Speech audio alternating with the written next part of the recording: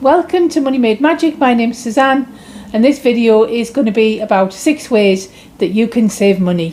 This is something really that I've learned through my own experience. It's not something I've copied from anybody else, and it's not something I've just learned from the internet. This is big, valuable experiences that I can share with you, and I can absolutely be a testimony to say that they worked. And at the end of the video, I'm going to tell you how much exactly I saved using these 6 strategies. So let's get into it right away and have a look at those 6 ways to save money. So the first thing that I want to talk about is checking your subscriptions. Have a look in your bank account or anything that's connected to a debit card or a credit card that you may have forgotten about. There may be things that are annual that you haven't thought about. I, for example, had something taken out of my account for antivirus software.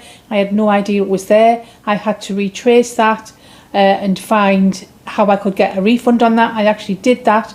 But that was a big saving for me. So I also went through and checked things that I wasn't using. So I had a music subscription that I wasn't using. I had 2 music subscriptions. I only needed 1. I had subscriptions that were to do with my business that I weren't using. So subscriptions to networking events I wasn't attending. Things like subscriptions to, delivery services that I didn't need. Lots of things. You will know what your things are and what you need to check. You may have subscriptions that relate, for example, to delivery services. I'm going to say things like Amazon. I once had Amazon Prime and I didn't know I had it. I didn't need it, so I cancelled that as a subscription. I would also check things like the payments you make to your bank. So some banks put charges on accounts and they give you services for that. But do you need those services? So do you need worldwide holiday insurance, for example? Or do you not need any travel insurance at all? The second thing is using cash. Now, cash is really interesting because I don't know whether you necessarily save a particular amount with cash, but what it does is it enables you to see what you're spending. So I allocate, and this is really number 3 and number 2 together. I do allocate a budget, and I take some of that in cash. And when I have that cash in my hand, my rule is I don't spend anything more than that money in that month or that week, depending on which period I've set. And which period you set is really up to you. So if you get paid weekly, you may want to set a weekly cash spend budget, or if you get paid monthly, you may want to set a monthly one. It's really up to you how you do that. But having cash is really helpful because what you can do with that is look at what you've got in your cash pot and you can say to yourself, actually, I've only got this amount of money and therefore that's all I've got to spend, and then I'm going to plan with that. So cash is really helpful, I find. Allocating set budgets is number 3. So allocating a set budget is really important. So once you have identified all of your outgoings that need to leave your bank account on a monthly or weekly basis, depending on how regularly you pay things, you will be left with an amount of money that is kind of free in your account, but it's not free. It does have some kind of attachment to things that you're going to spend. So you may do things like you may have a regular amount that you spend on fuel.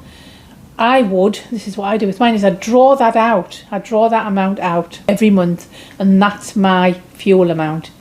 I draw out my grocery budget, and that's my grocery amount for the month. And I then actually divide that up into weeks sometimes as well. And I do the same with a takeout budget or a going out for coffee with friends budget. That comes out of my account when I get paid, goes into my cash envelope, and then I know exactly how much I've got to spend, and I know whether I can afford to go out with my friends on Saturday and have breakfast with them, or whether I've got to maybe go out and just have coffee and not spend that much on a breakfast. I can plan my month with that and not overspend. So having set budgets is a really important part of saving money. Have a meal plan. So a big saving for me has been what I've spent on groceries. And one of the things that I've done is to always have some kind of a meal plan.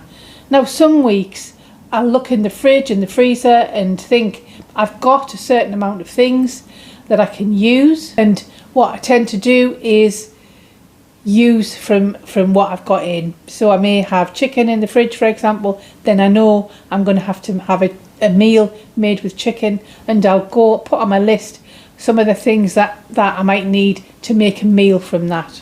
The other thing I do with meal planning sometimes, because I buy from bargain deals, so things like buy one get one free offers when they're on in the supermarkets, yellow and orange labels or whoops stickers. I love those, and if you watch my other videos you will know I'm a big fan of the yellow stickers. I think I must be labelled the yellow sticker woman in the shop, because they know, I think, when I come in that I need to be in there and get my yellow sticker stuff. So if you are shopping on yellow stickers or orange stickers or whatever it is, bargain deals, or even if you use something like the Too Good To Go app, which I've yet to try, I am going to try that, then if you meal plan around what comes with your grocery haul or what comes with your magic bag from your Too Good To Go, then that's a really good idea to just sort of look at that and have that meal plan. What happens when you get in a grocery store, certainly did for me, is, you know, I would get in the grocery store and I would go around the supermarket and I would just fill my trolley with stuff, not thinking, just mindlessly thinking, I just need to fill the trolley, I just need a load of stuff, I need to stock up. And no, I don't. I think for me, stocking up was quite detrimental to my spending, because if I stocked up my fridge, for example, being somebody who lives alone, a lot of the stuff would just go off. I would throw vegetables away because I hadn't had time to eat them. I would throw yogurts away because I'd not had time to eat them. So making this meal plan is really important. And then number 5 is shop from bargain deals. So we've talked a little bit about bargain deals, but I would suggest that you start looking at things like, can you incorporate or survive on yellow ticket or yellow label, orange label foods? Sometimes it's a challenge because they're not always the healthiest of things. You know, the yellow sticker aisle is sometimes full of pork pies or ready meals, but sometimes you can find some brilliant bargains. I've found, you know, fruit and vegetables and salads and all sorts of things, and they do need to be used relatively quickly. So I would say if you're doing that, you might need to increase the amount of times that you visit the store rather than doing a big shop, because then you're making use of the fact that those things will go out of date relatively quickly. And it's the same if you're using those Too Good To Go magic bags or whatever they're called. The food in there does go off really quickly. The other thing that you can do, which is really not necessarily shopping on bargains, is having a look to see where you can make savings on your groceries elsewhere. So one of the things that happens for me, fortunately, is that I can get some discounts through my employer. We have an employee discount scheme from certain stores. So for example, you may have seen that at one time I was getting some groceries from Marks and Spencer's because we had 6.5% off, which was really good for me, and that worked really well. So make sure you're aware of what bargains you can get and shop on those deals. And to some extent that fits with your meal plan, and your meal plan might need to be a little bit flexible. If you've meal planned beforehand and you've not perhaps got your shopping, you might need to sort of say, well, I'll plan around what I've bought rather than what's in. And I've done both, and both of those things work really well for me. The final thing I want to talk about is the coffee budget. Now, a lot of my friends have started to sort of talk to me about the coffee budget. So the coffee budget's really important. And if you're like me and you're following the Baby Steps programme, which is from Dave Ramsey, and you're doing a debt snowball pay down, which is what I'm doing, then what he says is there is no coffee budget. But I honestly disagree with that, because I think you have to think about your well-being. And if your well-being rests on spending a little bit of money going out meeting your friends for coffee or taking your mum for dinner, which is some of the things that I love to do, you need a coffee budget. But let me tell you that you don't need as much of a coffee budget as you think. So one of the things I did with my coffee budget was I halved it. I was astounded at what I spent on coffee and takeouts, sandwiches from, you know, the lunch facilities at work, and all of those things. So what I've done, rather than have a massive takeout budget, is I've just really shrunk that down. I take sandwiches that I make myself into work, or another prepared lunch. You know, I might prepare batch cooking, I might do a chili or something, I take that in and warm it up, rather than going off to the Greggs or the lovely sandwich shop that we have. And I do miss that, I have to say, but the value that I get through not doing that is really important. And by allocating myself a small coffee budget, it means I can actually look in my diary and say to my friends, yes, I can come out that week, or I can come for breakfast, or I can go for coffee, or I can say to my mum, yes, you know, I can come out and we can go and have some lunch. But I know that I can't do that every weekend or every night, and I've got to start thinking about, you know, how much I save with that.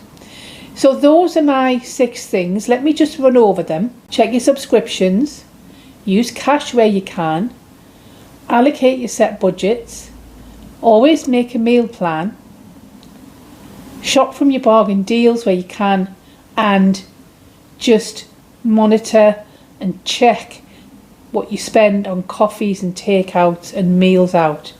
Those are my 6 tips. So I did say at the beginning of the video I would share with you exactly how much I saved. So here we go. So by reducing the coffee budget, I saved £40 a month, or £480 a year. I saved £512 a year on subscriptions that I didn't need, so that was £42 a month. Using cash, I genuinely just save money, and I find it difficult to see what the savings are because the cash usage, allocating set budgets and meal plans really all tie in together. But let me talk about the amount of money I've saved just by doing those things with my grocery spend. And I've saved about £150 a month. I actually halved my grocery budget using those things. So that's £1,800 a year just on the grocery budget that I've saved. In total, let me tell you the totals. In a year, I have saved £2,792. So that's £232 a month. That's massive, isn't it?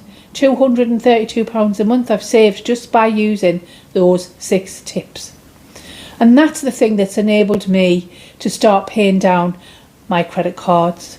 So since January, I've paid probably about 3/4 of one credit card, one large payment left to make on that, and that's my first credit card finished. You can do this. You got this. You can save money if you think about it. You've just got to get your head round where you can make those savings. I used to think that I was just going to live from paycheck to paycheck for the rest of my life and never be able to pay those debts off. But when I put my mind to it and I started being mindful about saving and about paying those off and about where I could, you know, make those differences, it was a huge revelation to me. So anyway, that's my 6 tips. That's my model really for saving money, and I now use that every month. So hopefully you found that useful and you can take some of those and apply them to your own spending. Thank you for watching. If you've enjoyed this video, please give me a like and a subscribe. That always helps the channel, and it's been an absolute pleasure having you with me today. I'll see you next time.